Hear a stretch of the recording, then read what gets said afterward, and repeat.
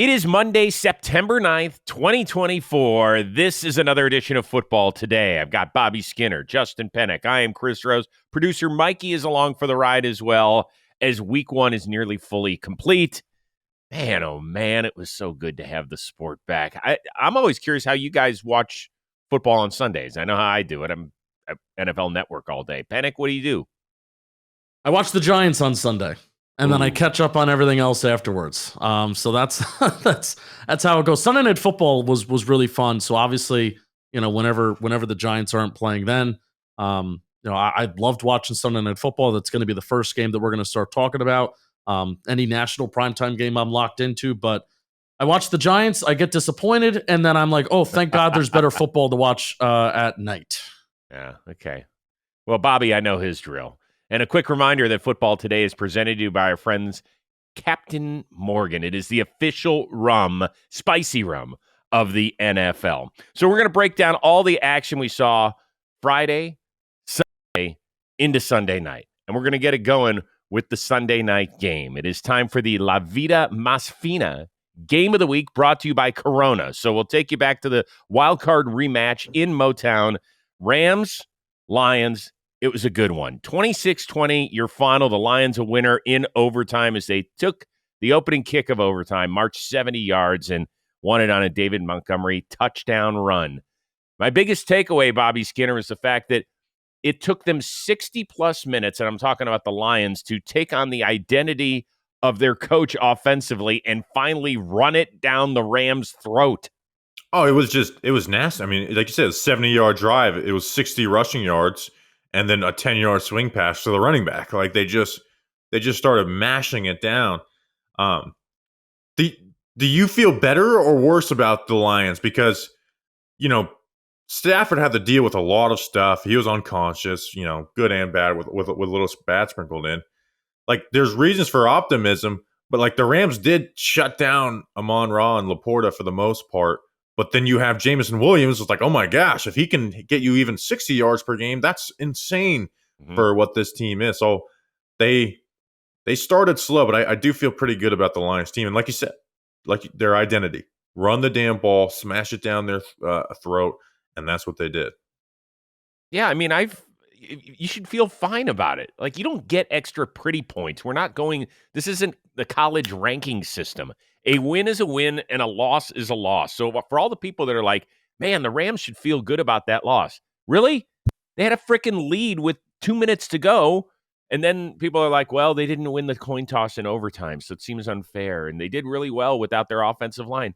There's no categories. They don't break it down into good losses, bad losses where you lose offensive linemen and a top wide receiver. Like, they don't do that. You either win the freaking game or you lose the game. At the end of the day, that's it. That is it. And are there some things to build on if you're the Rams? Yeah, I thought that defense actually stood pretty stout without Aaron Donald until the drive where it meant the most. I thought that Matthew Stafford hung in there. It was nice to see Cooper Kupp welcome back to the NFL, all that sort of stuff. But at the end of the day, the Lions have a hell of a lot of talent. I don't know why when we did the whole pick'em game-by-game thing that I ended up at 9-8 on the Lions, but good for them. Yeah, they can do whatever they want offensively because that's the thing. Goff has all the time in the world to throw. Like I've never seen a quarterback just be able to just like chill. Like it just looks like he's chilling in the pocket. Like somebody's going to break open eventually, and then they were able to do that. And I mean, and they really did dominate, like, up front the entire game. I wish they would have ran the ball a little more early on. But they look good defensively. There's like a little bit like this was my worry with Detroit is like they severely upgrade their secondary, but it still may not be a great secondary, because Carlton Davis struggled with Kupp. Terrion Arnold had some bad moments, especially some penalties that led to touchdowns. But their pass rush, with Aiden Hutchinson, like if you're not in love with Aiden Hutchinson and you're still trying to play it's crazy. He's not that good, that good. Like he's dominant for them. So I think that defense is going to be better, and you're not going to face Matthew Stafford, right? Like Matthew Stafford was unconscious last night, right? The type of shit he was pulling off was nuts. You're not gonna face anybody in the NFC like that, let alone so once you get to the playoffs, like that's really the only guy who can pull off some of that stuff. He comes with the bad too, but yeah, the Lions. This is what they're going to need to be because they're going to get everyone's best shot. And can they pull out games late in the game when they don't play their best game? And that's what the Lions did in this one. And Dan Campbell said it in the locker room too that they gave us their best shot. Like the Rams played some really, really good football. And Chris, you mentioned some of the people that they lost. They lost Puka. They lost their starting left tackle. They lost their starting right tackle. They lost their starting center. I think their maybe backup left tackle, their starting left guard, a starting corner. They were banged up. But my guy Bo Limmer out of Arkansas, my favorite day 3 pick of the entire NFL draft, got in there, looked decent. So shout out Bo Limmer. But no, man, they really did get the Rams' best shot, and it's a game where once again where I'm walking away from this. I'm walking away from another Rams-Lions matchup, and I'm saying Matthew Stafford outplayed Jared Goff, but this is what makes the Lions so dangerous. What makes the Lions so dangerous is that they just have a roster that's stacked, and they have an offensive line that allows you to do anything that you want, and you can take a drive at the end of the game. They had one swing pass in overtime. The rest were runs. You had the first play of overtime that was this wide receiver, little reverse, little wide receiver sweep, and then the rest were runs by Jahmyr Gibbs and David Montgomery, and they kicked ass because that's what the Lions do. They can kick ass because they have a kick-ass offensive line, and I don't know if there's any other team in the NFL that can just do that, and they have the talent. So even if you get, like Bobby said, Matthew Stafford's playing unconscious, he's outplaying Jared Goff. Even with that, it's tough to beat this Lions team. And I think that's where you get the limitation with the Rams too. So it's good on the Lions, but then I think you get the limitation of the Rams. You saw it in the playoff game, almost felt like a repeat of it. And I worry about that front being young, and they leaned on him, right? They just leaned on, like those weren't like great run designs. They just fucking double team to the linebacker, There was nothing crazy about running back fall forward, and they just bullied them. That's my worry with the Rams, is that they're so young on defense that you need a toughness to you. First look good, but like that was basically it. All right, give 1 minute on the Rams. Let's not go real long. We're waiting on word about Puka Nacua and MRI on that knee. He was eventually carted off the field. If he is out for any substantial amount of time, what are we looking at with the Rams? They're a team that can make it work, but they need Stafford healthy. They make it work. The Lions, again, they're my Super Bowl pick. So going to overtime with them, again, they didn't have Puka for the majority of this game. I think they'll be able to get by, but without Puka, they're not. I don't think they can have the aspirations that they have, which are Super Bowl aspirations. Penik? It's crazy how the emergence of Tyler Johnson. Remember him, Bobby? 2020 draft class? He had a 68-yard catch last night. Initially, he went to Tampa, right, Chris?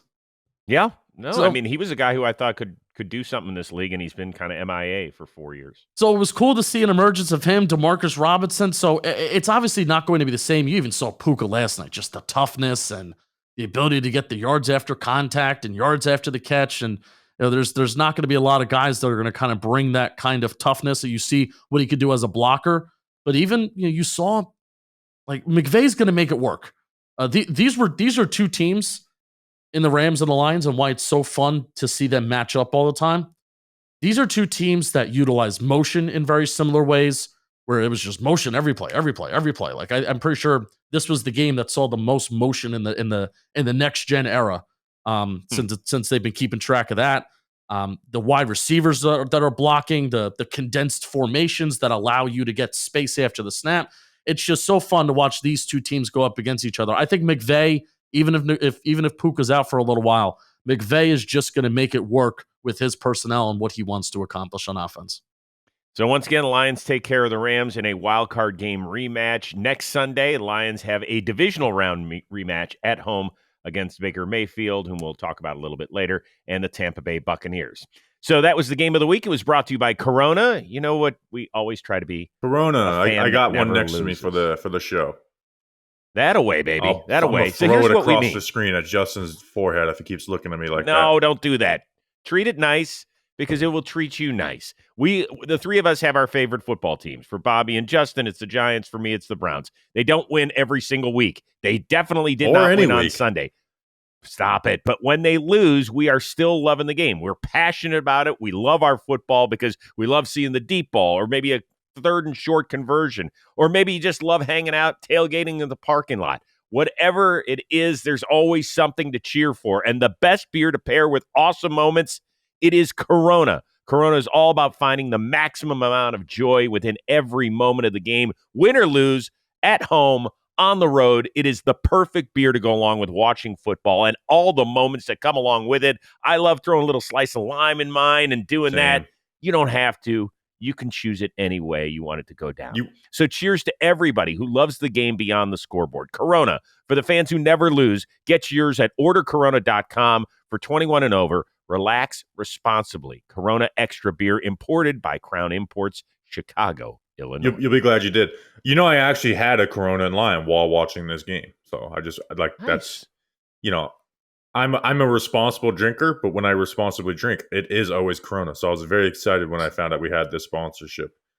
Did a good job at the Talking Giants tailgate. They're going to us to Alabama. Yes, my favorite place in the world. So thank you, Corona, for everything, and for making the game a little more enjoyable last night. AFC South. This was an enjoyable one. Texans beating the Colts 29-27. It really was all about the Texans' running game. 213 yards on the ground. Joe Mixon in his Houston debut, 178 total yards. Not bad when you had to deal away just a 7th-round pick to Cincinnati. C.J. Stroud, efficient at worst, outstanding at times throughout the game. Threw for 234. Anthony Richardson, first game back from shoulder surgery, just 9 of 19. But, man, some of the throws. The craziest throws you'll see all year, and then it's just like nutso misses. So last year it was like there's only one play of Anthony Richardson that every analyst shares of all 22. And it's like this throw over the linebacker to Josh Downs. And I was like, I'm so excited for him to just have another play so we can stop sharing the same play over and over again. That throw to Alec Pierce in the first quarter, that's like one of the best throws I've ever seen in my life. Like he slipped. He slipped, got back his footing kinda, and just bombs it 70 yards. Not stepping into it off his back foot. It was off his back foot. Perfect. I've never seen anything like that. And then he just misses everything else. Like Adonai Mitchell could have had 150 yards and 2 touchdowns in this game. Like Adonai Mitchell should be getting like rookie of the year hype after this game, and he had what? Like 1 catch for 2 yards. Yeah, 1 catch for 2 yards, and the guy and Richardson was missing him. It was basically only Alec Pierce that Anthony Richardson could throw the ball accurately to. It was just nutso because he had like those 2 great throws, and he had a touchdown on the duel, and that was really nice. And then just misses. Like, how do you feel as a Colts fan after that? Well, he had the most ridiculous stat line I've ever seen. He completed 9 passes, but 3 of them went for 54, 57, and 60 yards. Yeah, 23 yards per completion. Every time he completed the ball, it averaged 23 yards. It didn't make sense. So it's one of the reasons I'm not as high on the Colts. Bobby, you're high on the Colts. No, right? I'm low on the Colts. Justin's high. I'm high on the Colts. Okay. Yeah, I think it's going to take a full year for him. Like, to me, this is Anthony Richardson's rookie year. He only started 13 games at Florida. He had 4 starts last year, and he only completed 2 of those because of injuries. So this really, to me, is his rookie season. He has a lot of growing up to do, and so I think if they finish 9-8 or 8-9 or whatever it is, and he stays in one piece and plays all 17 games, that's a successful season. He just needs reps more than anything else because you saw the high highs and the low lows all in 4 quarters, Penik. And they're still running him too, so it's not like they're not running him. So like injury is the worry with Richardson. But yeah, he's got to get more consistent because that was the most up and down game I've ever seen a QB have. Here's my thing with the Colts. Mm-hmm. Anthony Richardson, 99th percentile in average depth of target, by the way. 16.4. It's bananas and nuts. Out of a whole weekend where everybody's checking down the ball and defenses are doing a good job limiting big plays. Here's Anthony Richardson. I think it's not I think it's going to be accelerated, where I think we're going to see Anthony Richardson. He's going to catch up. I think it's inevitable because 3 plays of 50 yards. I think the Colts overall didn't have a great game. And the Texans, I think the final score of this game is very deceiving. I think the Texans kind of did control it throughout. And then you had the last 50-yard play that the Colts had around the 2-minute warning, 3 minutes left. And then Anthony Richardson on a 4th and goal takes it in for a touchdown to make this 29-27. But by then I think it was still kind of over. But Richardson needs to get better in structure. Needs to get better in the intermediate part of the field, 10 to 19 yards, needs to get better with the quick game. But we know that. But the explosive stuff that so many quarterbacks want to strive for, like, oh my God, my favorite, I can't tell you that. I don't even know if there's been a game within the last 10 years that the Giants have had 3 plays of 50 yards in one game. And that's the reason why, if there was any argument for the Colts being in this game, that's why they're in this game, is because you have a quarterback that could I'm just going to fling this ball 60 yards down the field, and we're going to have a receiver that can come down and complete it. Anthony Richardson can do these jaw-dropping things, and it's kind of the simple stuff, the in-structure stuff that he needs to get better at. And then also, by the way, he also missed 2 deep passes as well. Like, it's not just like quick game stuff that he missed. You're not going to be perfect. Yeah, like Adonai Mitchell was wide. Like, he had no one within 15 yards of him, and he just misses them. But I mean, would you bank on Anthony Richardson getting better in that area? No, or I think he's inaccurate. Bank on him getting worse? I think he's wildly inaccurate, and you can't live off of 60-yard plays every week. No, you're not going to. But I also trust that Anthony Richardson can improve with experience because he doesn't have a lot of experience. I think he can improve on the more simple stuff, the more in structure stuff, the quick game stuff, the stuff that is more sustainable in the NFL instead of living off of 50-yard plays. But the thing is that, yeah, Anthony Richardson can do that shit. We've barely seen him throw the ball in the NFL, yet he does make these throws that make you go, wow. And that's the wow factor that he has that not a lot of quarterbacks in the NFL have. And I want to say, by the way, the Colts weren't really able to run the ball all that well with Jonathan Taylor this game. They were all right, but the Texans have a very good run defense. And I think Shane Steichen and his ability to scheme up early points, first half points, and a good running game. The Texans have one of the best run defenses in the NFL. I think that is only going to help Anthony Richardson once they get Jonathan Taylor and that run game going a little bit earlier. Let's talk about the team that was very impressive here, the Houston Texans. Yes. One of the reasons I do believe that they are a true Super Bowl contender is that they continue to add talent everywhere. Danielle Hunter on the defensive side, Stephon Diggs with a couple of touchdowns in his Texans debut. He looked happy and peaceful and namaste, like he was feeling good. Tank Dell, welcome back. They got him back in there. Nico Collins, always, like, I don't know, maybe the Colts should figure out how to stop him. 3 straight games of at least 115 yards. His big play was double covered. Maybe it's just a talent issue. Yeah, well, that too. And then, of course, when they need to move the chains on 3rd and 11, C.J. Stroud, I thought, threw the best pass of the entire day, where he just threaded it right in there, and Collins got a knee down. Oh, it was nuts. You want to hear the third and 4th down stats for C.J.? Yeah, they won this game. But he was 9 for 9, 87 yards, 2 touchdowns, 2 runs for 15 yards. He had 3 sacks. Like you mentioned, he had that throw across the field to Nico. The end of the game where Nico's just blanketed. A 3rd and 13 scrambled, and that led to a 4th and 1 where he throws the ball from the ground. Yeah, like Stroud was surgical in this game. I'm a little worried about that offensive line. Because they did give up pressure, and it's not like the Colts are an overwhelming unit. They're a good unit, but they're not overwhelming. They actually brought like some blitzes, which the Colts are usually a team that does not blitz, and they actually brought it a little bit, Bobby. I was kind of surprised. Yeah, so I'm a little worried about them up front. But if you have any doubts about C.J. Stroud, like in a year or two, man, he freaking showed up in week 1 in a week where a lot of quarterbacks didn't show up. All right, let's move on to another team from Texas. Cowboys take care of business on the road in their season opener, 33-17 over the Cleveland Browns. Obviously, the big news hours before the game, Dak Prescott does get that contract extension, 4 years, $240 million. I will save you the calculation on that. That is $60 million per year. That is a brand new NFL record. we'll talk about Dak in just a second. Let's start with this Dallas defense. It was, I think, the great unknown. There were two unknowns. What would their offensive line look like with two rookies, including one guy who had never played center? And I thought they did a phenomenal job. Yeah. More importantly, what would the defense look like with Dan Quinn now in Washington and with Mike Zimmer back in the NFL game? I thought Zimmer had a fantastic game.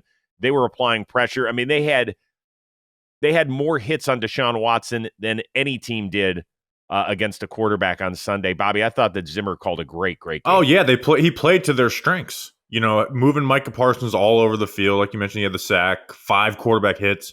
You know, he tipped up a pass to Eric Kendricks for an interception. Kendricks, obviously, with that Zimmer familiarity, looked really good. Like, Zimmer didn't just do, oh, this is what I'm going to do type of defense. He played to the strengths. He did some of the stuff that Dan Quinn did last year.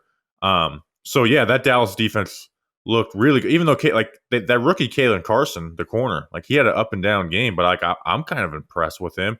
And you had your Diggs interception. I think the story out of this game is a little bit more about the Browns than it is the Cowboys. But that defense looks like it's going to be fine under Mike Zimmer. Yeah, obviously Micah Parsons took over, and it's going to be great that it just looks like he's going to be allowed to rush the passer this year, which I don't think I didn't have like a negative about Dan Quinn's defense, that even though Micah Parsons didn't have the most pass rush opportunities, he was still second in pressures. And I didn't like, oh, that's bad on Dan Quinn. Micah Parsons is a versatile player, but now that we're in Mike Zimmer's scheme, kind of exciting to see that Micah Parsons is going to get way more pass rush opportunities, and we could be seeing a defensive player of the year type of year from him. And fellas, what was the Cowboy linebacker that I talked about? Overshown, all over the field. Possible breakout candidate. I talked about him a couple weeks ago, and he was awesome. I wrote that note down for you, Justin. Overshown was all over the field for them. Thank you. And even like we talk about Micah Parsons, DeMarcus Lawrence had 2 sacks, 2 hits. Like, in total sacks, hits, and pressures, Micah Parsons was tied for first this week with Aiden Hutchinson. 4th was DeMarcus Lawrence. So like you mentioned, Rose, like, they were getting at it. And we talked about worried about them maybe not having the best rotation there. Well, they're just not going to rotate them. They're going to ask their 2 starters to, carry the workload. Even Marshawn Nealon, the rookie, did solid. So their guys showed up. We do want to get to the Browns quickly, but I do just want to touch on the Dak extension, the CD extension. And by the way, you damn well better do an extension for Micah Parsons now instead of 6 months from now or 8 or 10 months from now, because it's going to cost you even more money. I'm just telling you that right now, Jerry. I'm not telling you how to run your business, but hopefully you listen to Football Today. The narrative has not changed because Dak just got paid $60 million a year. When he got paid 160, 4 years, 160 a few years ago, it didn't change then. If you are the quarterback of the Dallas Cowboys, I don't care whether you're getting paid league minimum or $40 million or $60 million a year. It's not what you signed for in September. It's what you get done in January and then eventually February if you're fortunate enough to play in the last game of the year. That's all. Did not change. Nothing. Yeah, and it wasn't like it was the Dak played fine, but he only had 180 yards. The touchdown to Cooks was really nice. Like right play call at right time, running that double end corner to Brandon Cooks. Here's where I want to talk about with your Browns, Rose, because I'm this is what my worry was with Cleveland, is that the Browns' ineptitude on anything but defense is screwing them. Like, the Cowboys had 2 legit touchdown drives right early in the game, and here's the next 5 scores in that game, because you're looking like, oh, Browns defense gave up 33 points. That's not good. You had a punt return for a touchdown. You had a field goal off of a 1-yard drive because of a Deshaun Watson interception, a field goal off of a 10-yard drive because of turnover on downs, a field goal off of a 14-yard drive because of turnover on downs, and then a field goal off of a 17-yard drive over a good punt return the Cowboys had. That's 19 of the 33 points coming from not the defense's fault. I mean, guys, let's just call it. It wasn't even like is. They were put in bad situations and gave touchdowns. Like, they held them to field goals every time. Yeah. Yes. I agree with everything you're saying. It's very simple. How long can the Browns stay with Deshaun Watson if he does not get any better? That's the question. Are they going to pay him $80 million to sit on the bench? Like, they can't. they're screwed. Like they are. I feel bad for you, Rose. That they can't. There's no getting out of this unless you just have that money on the bench. So does that mean that if you feel like there's somebody better, this is not the same offense they ran last year. They have made significant changes to it. But for the worst, Kevin they didn't run the ball. Offense no, has never. Well, they couldn't run the ball. Yeah, they Doesn't could. matter if they didn't. That defense is good enough to where you don't got to get into pass happy situations. You know.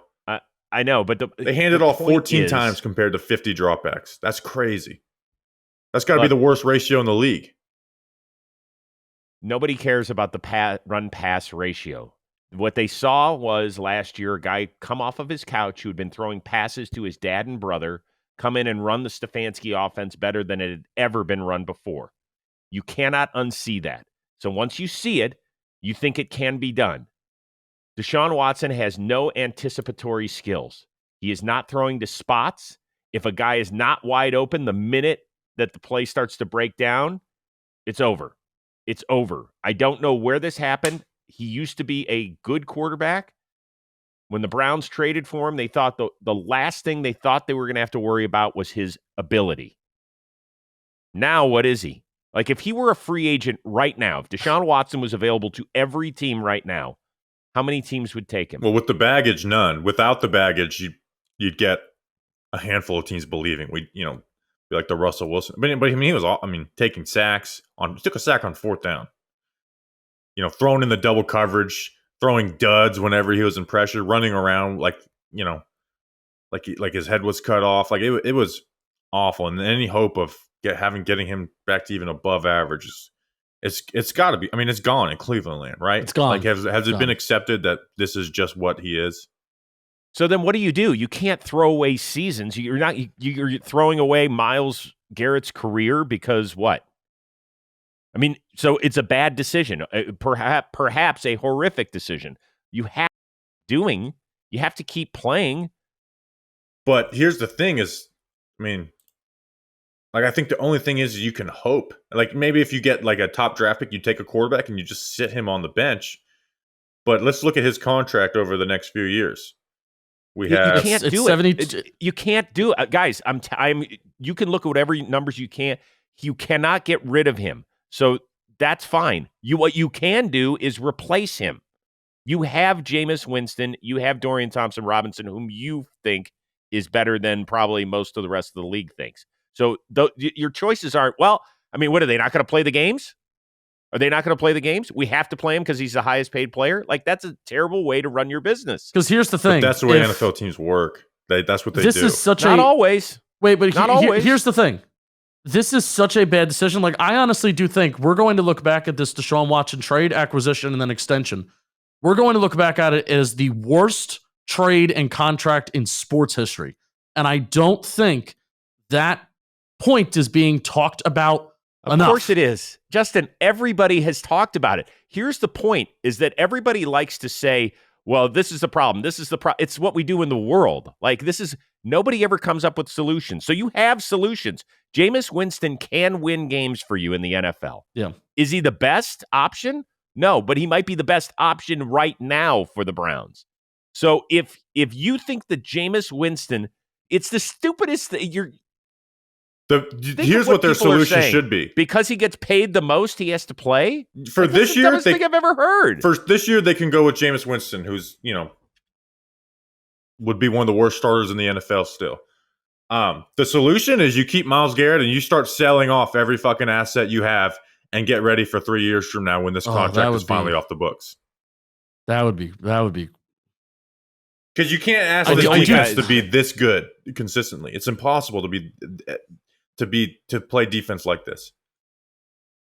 And an AFC that's got loaded with quarterbacks. Like the Steelers, we'll talk about them momentarily. They play with below average quarterback play, and they make the playoffs. Oh, the Browns can make the playoffs. And the Browns are more talented than the Steelers. Yeah. That's why this Deshaun Watson decision and investment, it could come it could cost Andrew Berry and Kevin Stefanski their jobs. I think if it goes as badly as it could cost them their jobs, or they can make the decision sooner rather than later to go to Winston. they could continue to win football games like they won football games last year, like that roster is capable of winning football games, enough football games to convince ownership that this is still the right tandem, that head coach and GM, that we're still the right people to right this ship. But if they stick with Watson, they will die with Watson. Simple. Yeah. We'll see. I think it's going to be fascinating. I think that Deshaun Watson has 5 games. I think he's got Jacksonville, Giants, Raiders, Washington, and then the schedule really stiffens up after that. If he doesn't show any more significant improvement, they might go a different direction. That's just my guess. The direction we're going to is Chicago, the NFL debut of Caleb Williams. Uninspiring at best. The numbers, 14 of 29, 93 yards, less than 150 total yards for Chicago, but they came back from a 17-point deficit to top the Titans 24-17. Justin Penik. Should the Bears fans feel great because they came back from such a significant deficit and won the game? Or should they just be like, man, isn't this the way our quarterbacks have been playing the last 30 years? No, you feel great that you won the game. Feel great that you won the game no matter what. And I think you're thankful that, even with Caleb Williams not looking great, not playing from within really nothing really fully went right. I think you're thankful that you win the game. And I think you're also thankful that you have a really good defense. You have a good pass rush. You have Jalen Johnson that can help. He helps just totally transforms that unit. You're thankful that you're going to have Caleb Williams in this offense that is going to get better. Another quarterback that needs to operate better within structure. You're thankful that you have a good football team around a quarterback that isn't so quarterback dependent, but the quarterback will get better.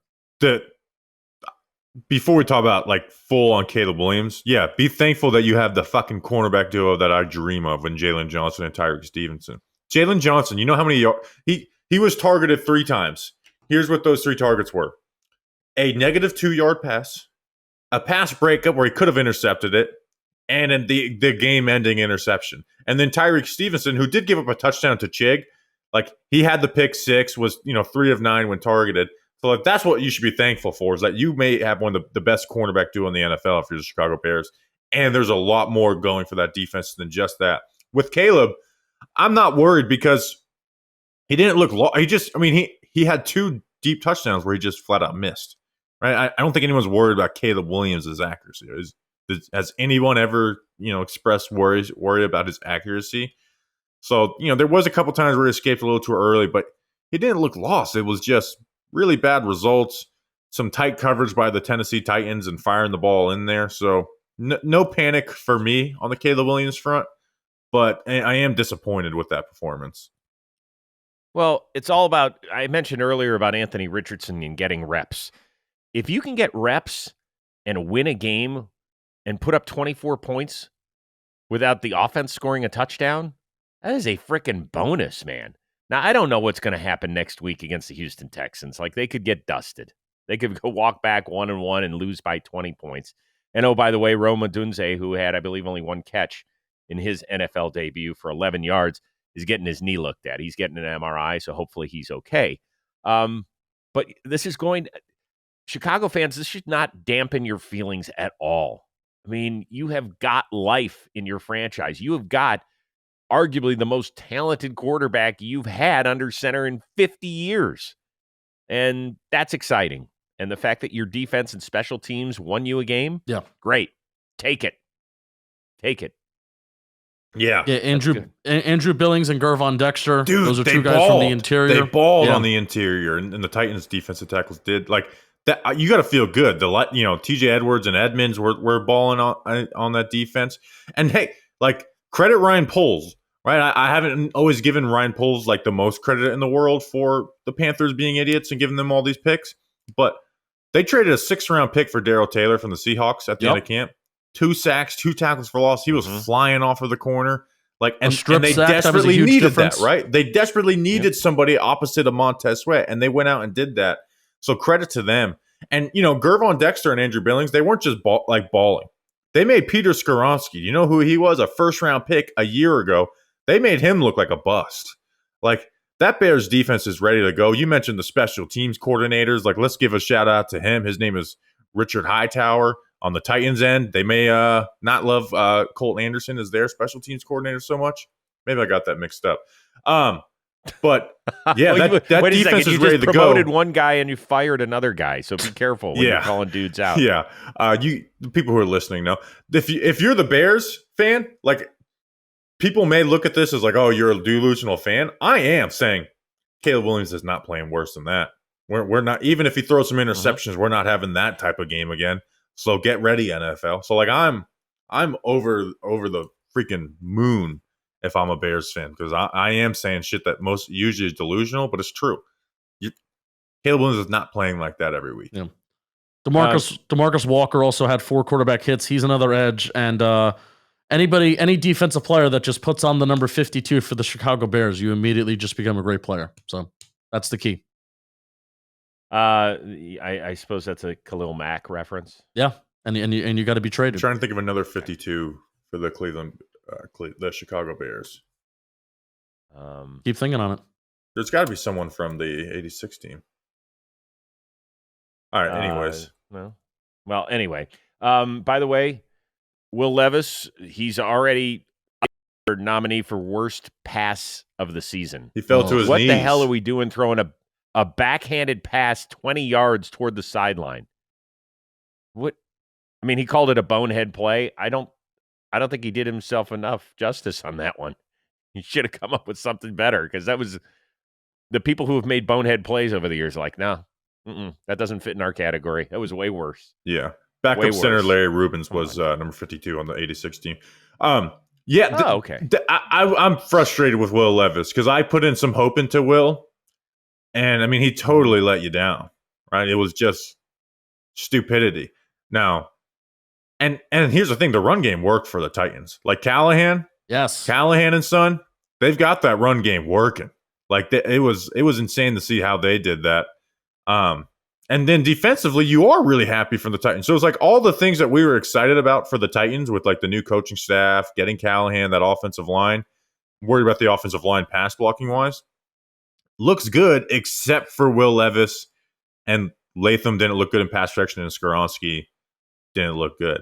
But like Jeff Simmons and T'Vondre Sweat balled on the interior. Like they gave Chicago issues even in the run game where they're really good. So you feel good about everything except for your 2023 first and second round pick. All right, let's move on to Atlanta, where the Steelers got 6 Chris Boswell field goals as their only points, 18-10 over the Atlanta Falcons. Justin Fields, who grew up about 25 miles from where the Falcons play their home games, did get the call. Russell Wilson and that injured calf, not good enough to go. Fields ended up 17 of 23 for 156. He also ran 14 times for 57 yards. Basically, Mike Tomlin came out afterward and said he's a pro, man. He's a pro. He did exactly what we asked him to do. Know who's going to start next week in Denver. Mike Tomlin could have that announcement on Tuesday. He said, let's just enjoy the fruits of this one and focus on that sort of game. Did Justin Fields show you enough, Bobby, to say this team is best when he is under center?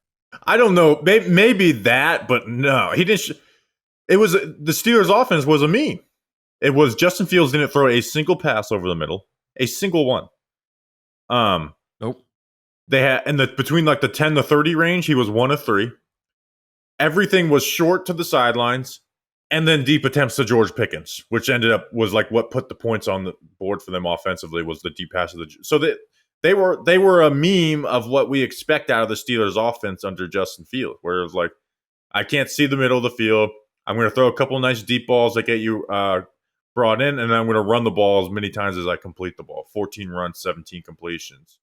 Like the Steelers' offense was a meme, but they won. Like this was if you joked about a Steelers win in the offseason, this is what it'd be. Like kick 6 field goals, the quarterback doesn't look good. They get a couple of deep passes to George Pickens, the defense balls, and they win. Yeah, they call run plays at a much higher rate than overall they're quote unquote expected. Half of their offensive plays were lined up under center, and a majority of their pass attempts were play action. So Arthur Smith is here, folks. We're gonna run the ball. We're gonna run play action, and we're gonna run it more times than you want to. But I will say the positive thing for Justin Fields is, hell yeah, you did use George Pickens. Hell yeah. Like if this is going to be your identity, you're going to run the ball. Arthur Smith is going to want to run the ball and lean on those running backs. But what do you have for receivers? You have George Pickens, who is very good at what he does, whether that is being targeted even short, which we didn't see all that much, but he is a deep ball merchant, a 50-50 merchant. Go up and get it. George Pickens can do it. And if Justin Fields is going to allow him to do it, then that may be the way to go. Yeah, and don't you run end arounds for George Pickens for negative 10 yards. Why would you ever run an end around with Pickens? You know who their second leading wide receiver was? Yes, I have it right in front of me. Well, Calvin Austin was 7 yards. Yeah, their other receivers had 2 catches combined for 8 yards. Van Jefferson had 1 for 1. Almost as much as Drake for a London. 1 yard average. Okay, so this is the Steelers were the only team to win in their division this week. So they're feeling great about that. And I would imagine that the way the season will go is that they'll keep Mike Tomlin's streak alive. But holy smokes, they have to watch this for 17 games. Really? I'm back in. 17 Fuck games? it. We're going 9-8. Suck it. We're not fun to watch. We win games. I'm back in on the Steelers week 1. It just is incredible because the script is exactly the same every time. Like they get one decent drive out of their offense. Their defense comes up with some sort of huge stop or turnover. They get it done. It's like, now, do I want to see Russell Wilson start next week in Denver? I absolutely do. I am here for that drama. I want to see it. I really want to see it. But I wonder if Russell Wilson's going to be the first player to change teams and lose his starting job without ever taking a snap. Yeah, I'm trying to think of before. The only one that makes sense is like Matt Flynn twice with Russell Wilson and then Derek Carr. Yeah. Is he the first player in NFL history to ever be ruled inactive and still wear shoulder pads? And I don't like piling on the Russ's corny stuff, but what the hell? He was the emergency quarterback. Oh, that's what I thought too. Okay. Then all the people making fun of him get bent. You guys try to take a cheap shot at Russell Wilson. He was the emergency quarterback. He was the emergency.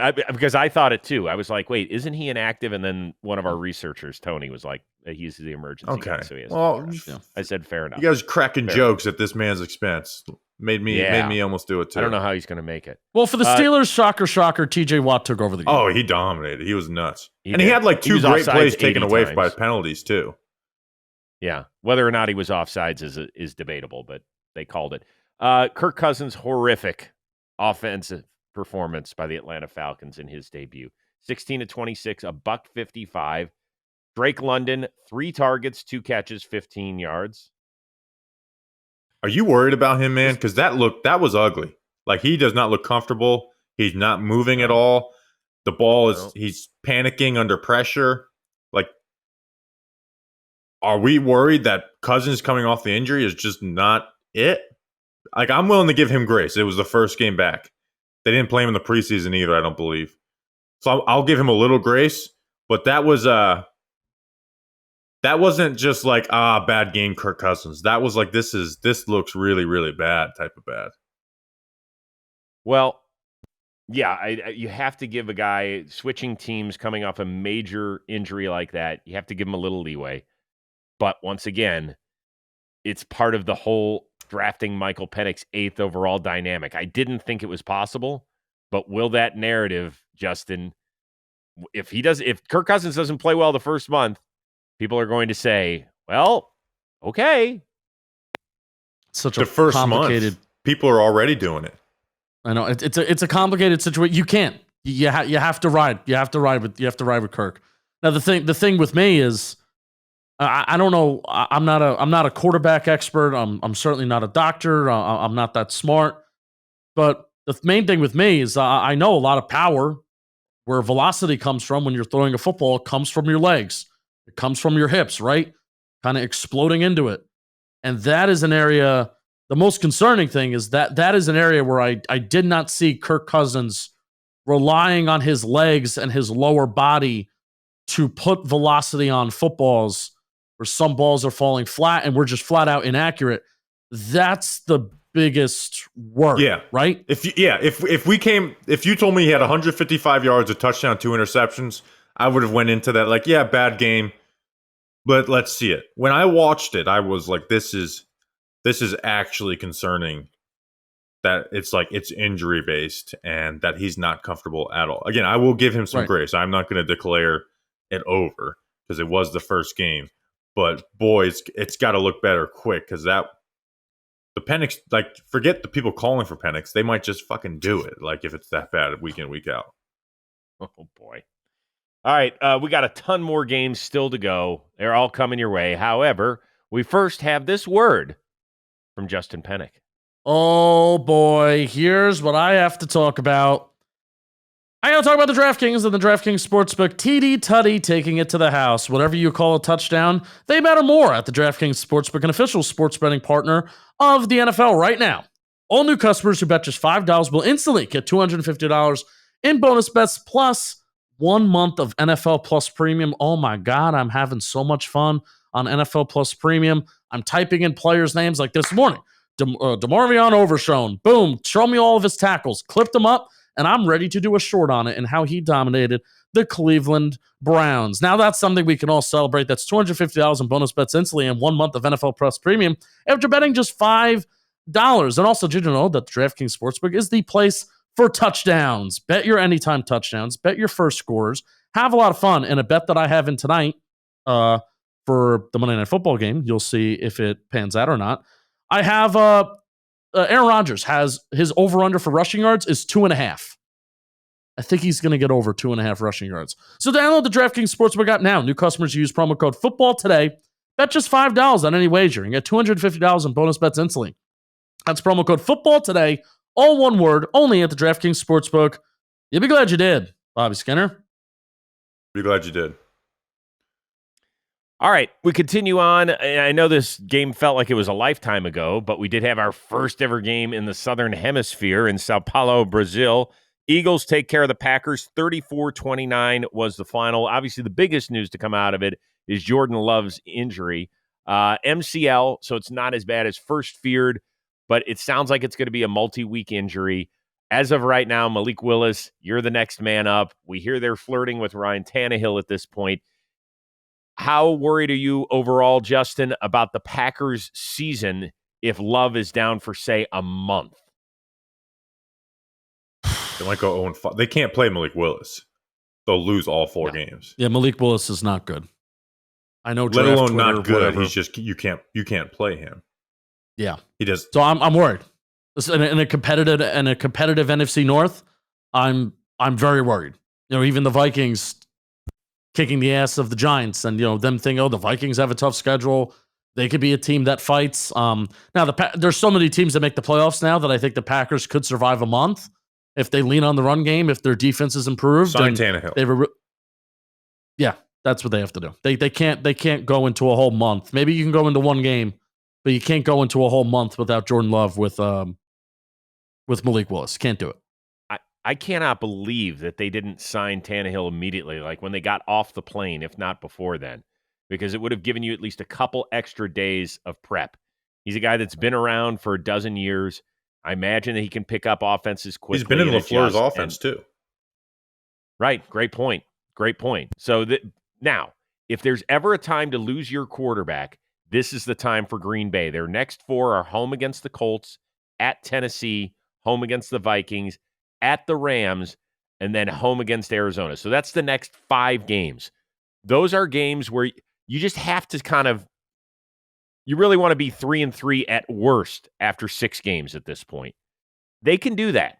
Let's remember, they were 3-6 last year. They had to get on a serious run to make the playoffs at 9-8, and then they win at Dallas, and they had a chance at San Francisco. So this is a team, they just got to get in. Maybe it's Detroit's division to take and run away with, but at least they just got to get in. Can't lose it right now. I was wrong. Tannehill wasn't with LaFleur. That was off by a year. But yeah, they're in trouble.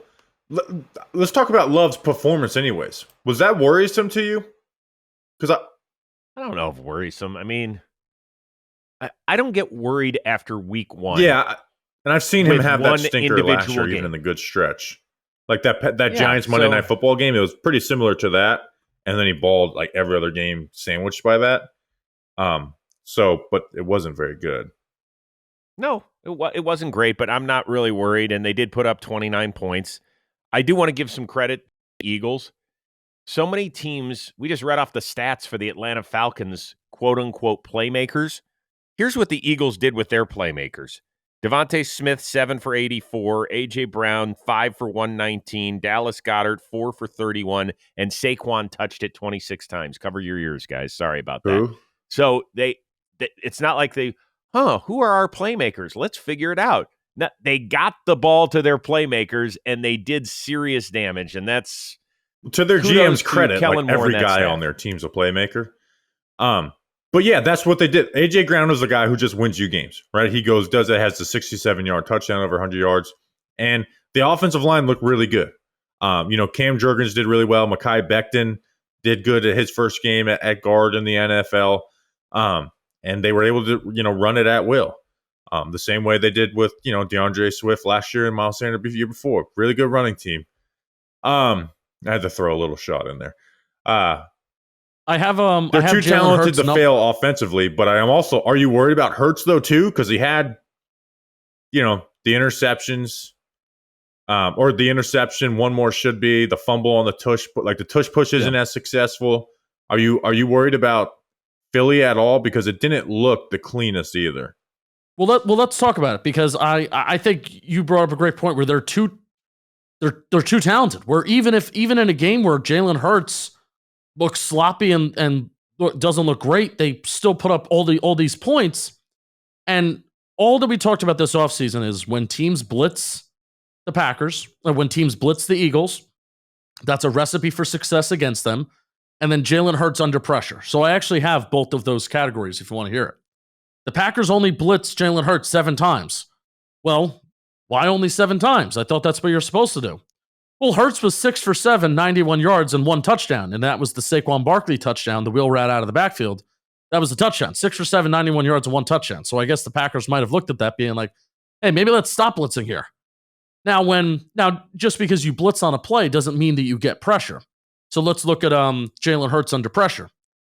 Hurts under pressure was 4 for 12, 108 yards, 1 touchdown, 1 interception, and a plus 5.2 CPOE.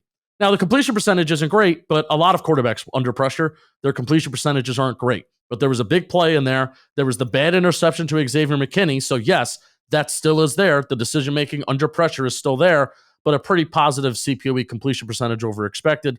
He was genuinely accurate when he was under pressure making decisions, but there still was a bad mistake. I'd count it as a major Eagles W, that the fact that Jalen Hurts performed that well under pressure and facing the blitz, even with there still being some issues, they passed this test week 1 while also winning a game and looking really good. And week 2, they will play host to the Atlanta Falcons. I believe that is on Monday Night Football. So that should be very, very fun. Yeah, they could kick the crap out of them. Defensively, So guys, what do I we think remember, about the Eagles? With Vic Fangio, Jaden Reed tore him up. Bryce Huff, they spent all that money. He played less than half the snaps and gave them nothing. Yeah, that was surprising, the number of snaps. Like Josh Sweat looks like their best edge.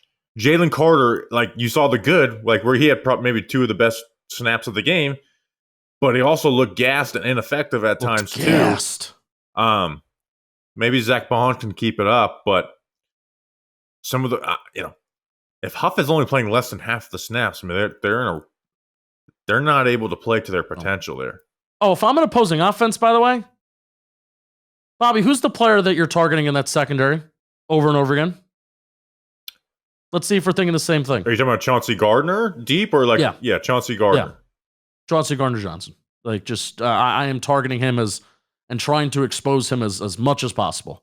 So I was very surprised with the linebackers though. Like it was the Zach Bond game in Brazil. Yeah, I loved it. Yeah, Dean struggled a little bit, even though he dropped a pick 6. But and Kenyon looked like he belonged, even though he got tested a bit. I know. I love Quinyon Mitchell. Okay, so the one game last week where we were like, God, this is going to be the biggest blowout, isn't it? Joke's on us. There's always one. There's always one or two in week one, and this was one. Congratulations to Gerard Mayo. Gets his first NFL victory as a head coach. Patriots top the Bengals 16-10. Joe Burrow, his return from the wrist injury, 21 of 29, 164. No touchdowns, no picks, sacked 3 times. Jamar Chase did play, unlike T. Higgins, out with a bad hamstring. Chase reportedly got food poisoning on Saturday, wasn't feeling well. He, of course, hasn't been feeling great about the lack of a contract extension either. This has been problematic. Week 1 and week 2 with Joe Burrow at the helm has not been kind to Cincinnati, Justin Penik. Is this a sign of things to come, or are we not even going to remember that this happened in about 5 weeks? 1-8, I week hope. 1 and 2. I hope that we're not going to remember this. It's annoying. It's annoying. Because, Bobby, I'm gonna flip it to you after this. Like, what went wrong? Like, Joe Burrow played like shit. Joe Burrow had one of the quickest time to throws in the National Football League. It's not like the Patriots brought pressure. That's the issue. 17.1% pressure rate is extremely, extremely low. So we're getting rid of the ball quick. We're not throwing the ball downfield. We're everything is the quick game, and we're not moving the ball. There's no movement. That's the issue, is that Burrow was not trying to push the ball down the field when he should have been. The Patriots were giving him looks to push the ball down the field, and he wouldn't do it. It's times where, like, Jamar Chase is one-on-one. Why are we throwing a quick game here? He didn't look confident at all. But to Rose's point, it's like, I don't know how serious to take it, because they've done this every single year, and then they start to figure it out. And they would have figured it. They would have been a playoff team last year. Maybe not, but they were good once they got rolling last year. But they're now 1-8 in week 1 and 2 under Joe Burrow. So it's hard to say what's real. Now I'm not going to overreact to this game, but Joe Burrow did play awful in this game. And the Patriots defense is pretty formidable too, but still, they shouldn't have done this. Well, they made 2 great little punchies again, including one at the goal line where Tanner Hudson looked like he was going to go in for a score, and they just knocked it out. Kyle Duggar, I think, is the one that knocked it out there. So they made a couple of just fantastic plays. I thought the other thing was, I was shocked how well New England was able to run the ball. I mean, they were trying to mix and match their offensive line the entire preseason, and Ramondre Stevenson and that line, they did pretty much whatever they wanted at critical times against Cincinnati. They didn't put up a ton of points, but they moved the ball enough to get late first downs and keep the ball away from Cincinnati. And I don't know, man. Bengals are a weird team in the early part of the season. With all that being said, they'll either be 3-1 if they pull off an upset at Kansas City this weekend, or they'll be 2-2 after the first 4 games, and we'll be seeing where they are. I'm interested to see if Keon White is a star. It's his second year out of Georgia Tech. He had 3 sacks on 12 pass rush snaps. He looked really. I mean, the Patriots, they get all their guys working and working well defensively, so that you got to feel good about them. And like you mentioned, they did rush the ball really well with Ramondre Stevenson. Didn't really do much passing game wise, but they had 29, less than 30 dropbacks in the game, so they didn't have to do it a ton. But their top 2 guys in Nwanu and Andrews played well. So Patriots fans are happy. Bengals fans, it's like, again we're doing this shit. I'm not shocked. This is what the Bengals do. Like, we're going to be every year, week 1 and week 2, we're going to be talking about this stat. It's going to get worse and worse, and then they'll figure it out, hopefully, for their sake. All right. On to the Battle of Bobby State, Battle of Florida. The Miami Dolphins come back. They were down double digits against the Jacksonville Jaguars. 20-17 is the final. It was a frenetic day for the Dolphins that started with their star wide receiver, Tyreek Hill, being detained by police. I told you people get arrested. You're right.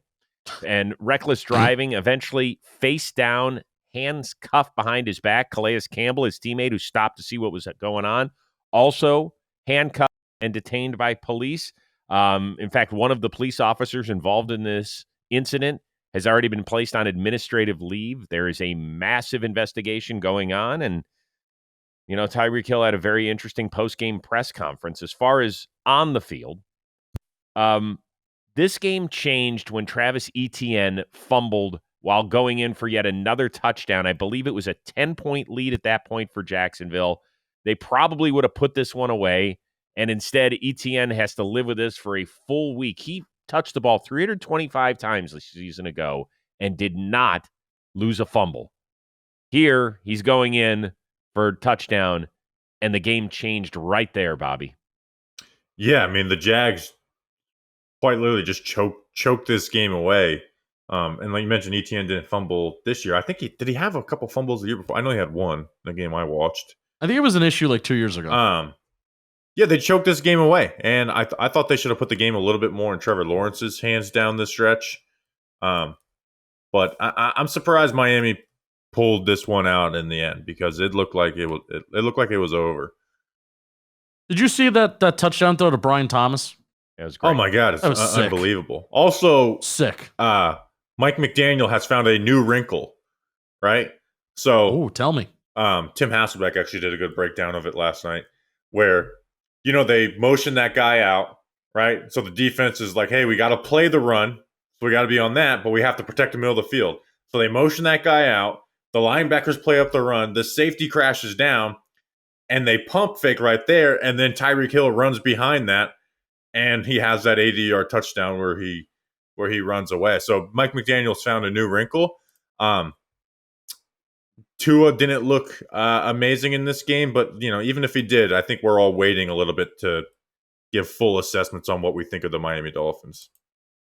Well, yeah, because the question with them, it's a little bit like the Dallas Cowboys. Can you win the games we don't expect you to win?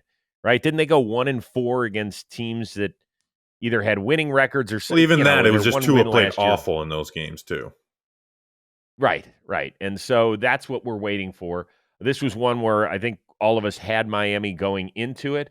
Jacksonville had this game. It would have been a huge conference road win for them. Trevor Lawrence, 37 yards passing in the second half. What was Doug Peterson doing going for it at his own 32 on the first play of the fourth quarter with a lead? Crazy. Like, even Brandon Staley was watching that game going, yo, Doug, what the hell are you doing? They didn't even pay for it either because the Dolphins missed a field goal. I know, but still the whole point is like, come on, let's, your defense has played very well against a highly paced offense. Like, let's not lose our heads here. Let's not panic. They're in a really interesting spot because of the way they shit the bed last year down the stretch after an 8-3 start. And now I think we're all kind of wondering where they sit in the AFC South hierarchy.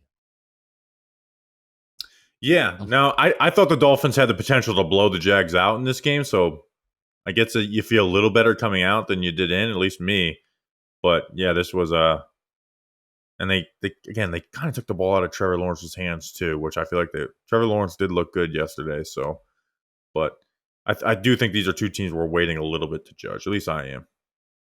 All right, up next for the Miami Dolphins, a Thursday nighter at home against the Buffalo Bills, who came back from double digits themselves at home to best the Arizona Cardinals 34-28. Josh Allen ran for 2. He threw for 2 as well. He did find some of his receivers. Keon Coleman ended up leading them with 4 catches. Khalil Shakir ended up scoring on a touchdown as well. Once again, I felt a little bit watching the Bills like I did watching the Ravens on Thursday night, that they are asking their quarterback to do so much, Justin, that at some point it is going to catch up with them and with Josh Allen. Or he's just going to win MVP, yet. Baby. But not yet, right? Okay. You're down. You're down by 7.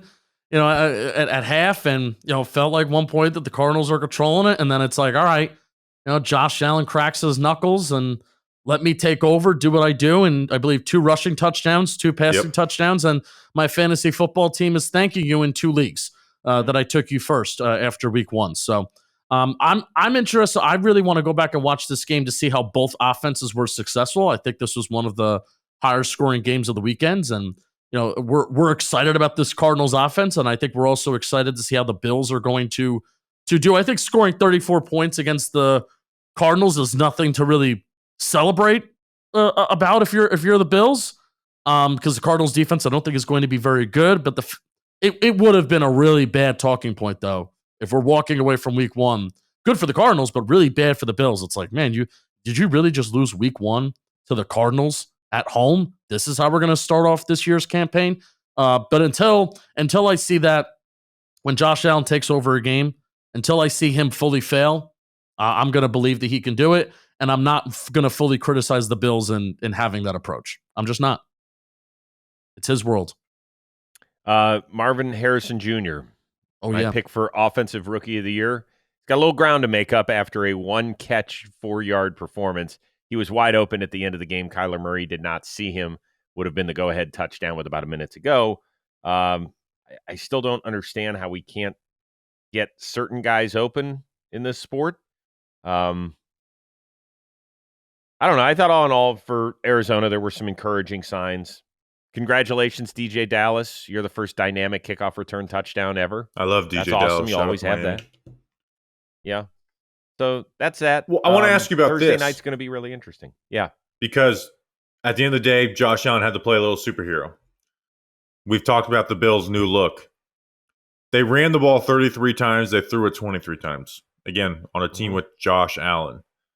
And they were one of the only teams that was really able to, not only, but one of few teams that were able to successfully throw the ball in this game, in week 1.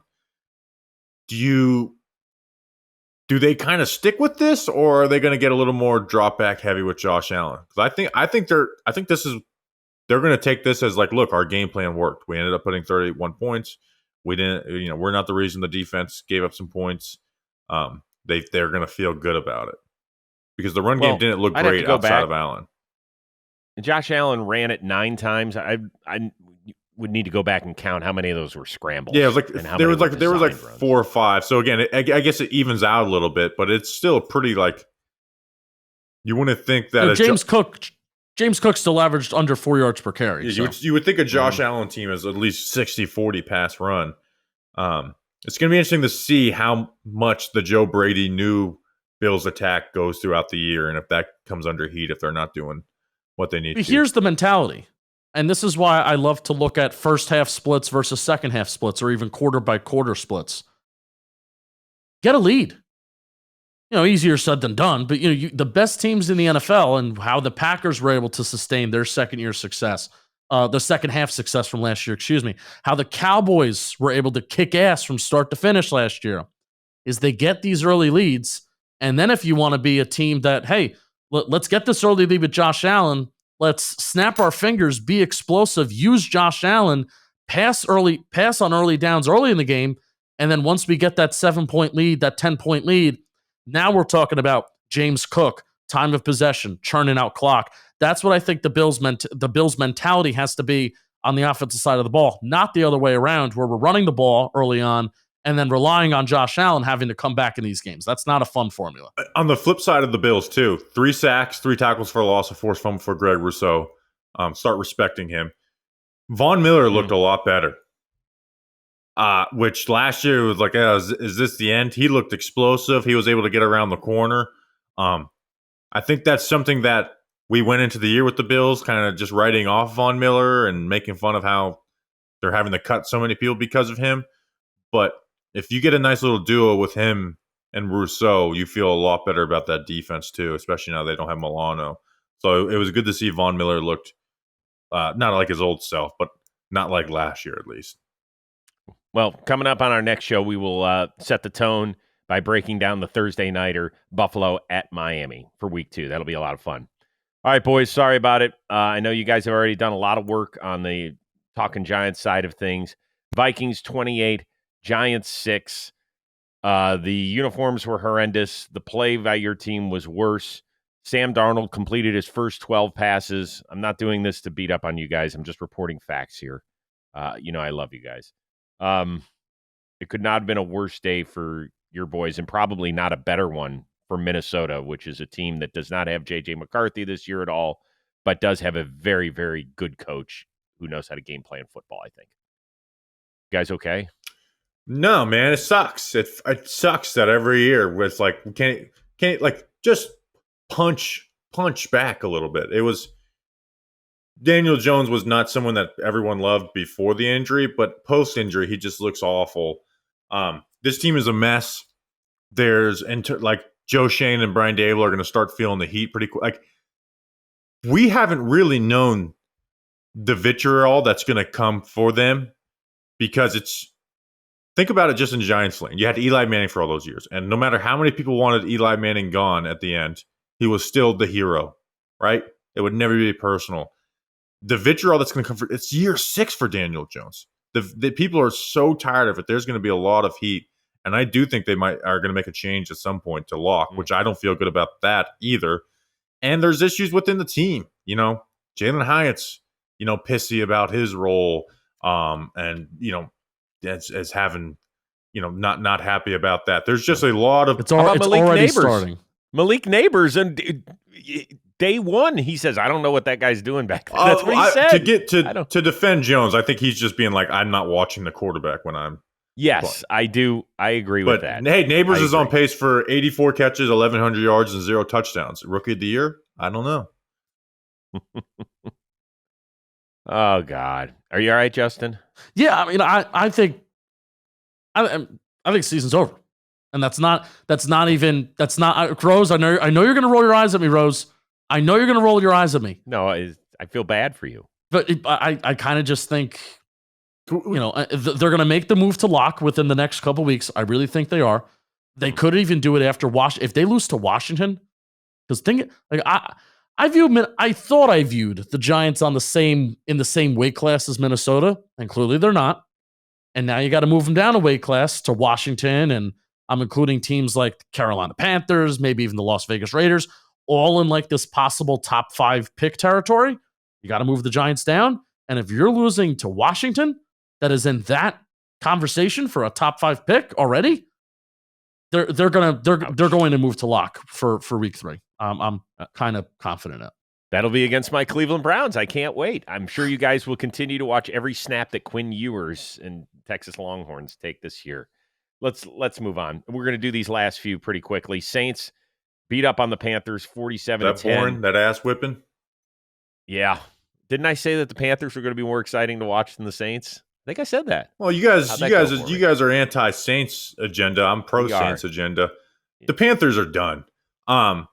This is so when there was like this little glimmer of hope for the Panthers, it was like, Bryce Young. Go watch Bryce Young from last year. I know the situation wasn't good. There was nothing inspiring that like, if this happens, he'll figure out. There's nothing inspiring about his play.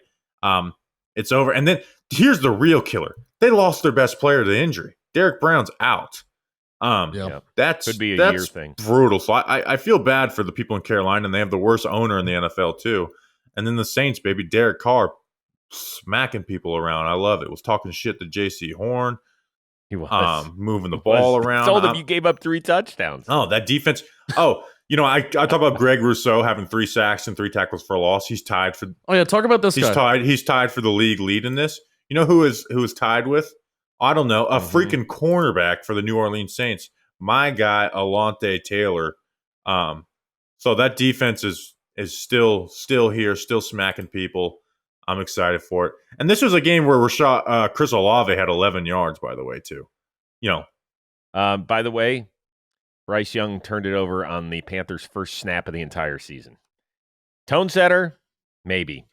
Buccaneers topped the Commanders 37-20. Baker Mayfield making good on that $100 million extension, threw for 289 and 4 touchdowns.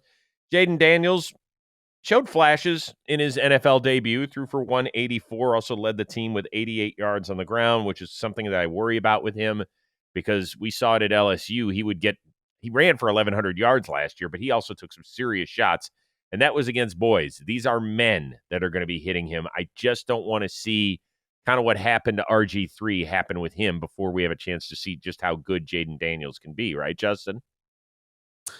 Yeah. Yeah, that's the thing where another young quarterback where you want to see him play within more in structure. That's the thing. But you have the quarterback on the other side with Baker Mayfield, who was the most efficient quarterback from the weekend. How do you like that? Yeah, he's played very well. I'm excited for their Week 2 game at Detroit. I think that'll be fascinating. The Buccaneers were right in it until Mayfield was picked off on the last drive. We have to remember the Bucs have won 3 straight NFC South crowns. It wasn't a great division all those times, but they've done something right down there. Seahawks take care of the Broncos 26-20. the head coaching debut for the youngest coach in the NFL, Mike McDonald. He gets a win. Bo Nix, 26 of 42 pass attempts, 138. No touchdowns, a couple of picks, including one at the goal line, which was just crushing, Bobby. He was awful. Like, he was really, really bad. That's got to be pretty discouraging. You know, we're not talking about this young. You know, we're not talking about Anthony Richardson, where it's like, hey, young, big, talented, inexperienced. This is supposed to be him. He's supposed to be the one who comes in here and runs this stuff from day one. And I mean, it was egregious, right? Like, anytime he threw the ball over 10 yards, you basically had a 50% chance of it being in a defender's hands. You know, he had two interceptions, 3 of them that could have been. And what do you do there? Like, I guess you just hope it's a week 1 thing. This also reminds me why I never take rookie preseason QB performances serious, even though I like to talk about them. But that was just a brutal showing from him, and it's not gonna get any easier. I understand that, you know, the Seahawks defense. I like what they did. They threw a lot of stuff at him, but you can't play that way where you're so conservative and also be throwing like interceptions or should be interceptions whenever you're not. Like, you got to make those times when you're pushing the ball down the field count, and he couldn't do anything well. 2 things came out of this game for me. 1, the Seahawks have to go back to those uniforms full time. Those things are amazing. I loved them. They are during my childhood, and they're great now. And Boye Mafe is going to end up being the second best player on that defense behind Devin Witherspoon very quickly if he's not already there. That dude is a beast. He's going to be a problem. And that's what they need. We saw it that's what they needed, someone to step up on that edge, and that's what he did. You know, he had he had the sack, like a bunch of pressures. Leonard Williams looked good. Seahawks, I'm excited for their defense. The offense did look a little sloppy. It started with a Geno Smith interception, but the back end, man, they were, I mean, on the opposite side of the Bo Nix thing. I mean, basically everybody in that linebacker and DB group played well. Finally, Justin, we're going to lead off with you on this last game that we're going to break down. The Chargers and Jim Harbaugh's triumphant return to the NFL after a decade at his alma mater. Take care of the silver and black, 22-10, your final. Wasn't Justin Herbert who had all the stats and the glory. He threw for just $144, but they ran for 176, including J.K. Dobbins, 135. And yes, Bobby Skinner's team that I think he had winning 13 games in the regular season is literally off and running. Penik, what do you think? Run the damn ball. 3 runs of 10-plus yards for J.K. Dobbins, and 2 of them where he reached 15-plus miles per hour. And I'm pretty sure, I'm just going this off of an eyeball test, off of some sites that I like to use, some advanced box scores.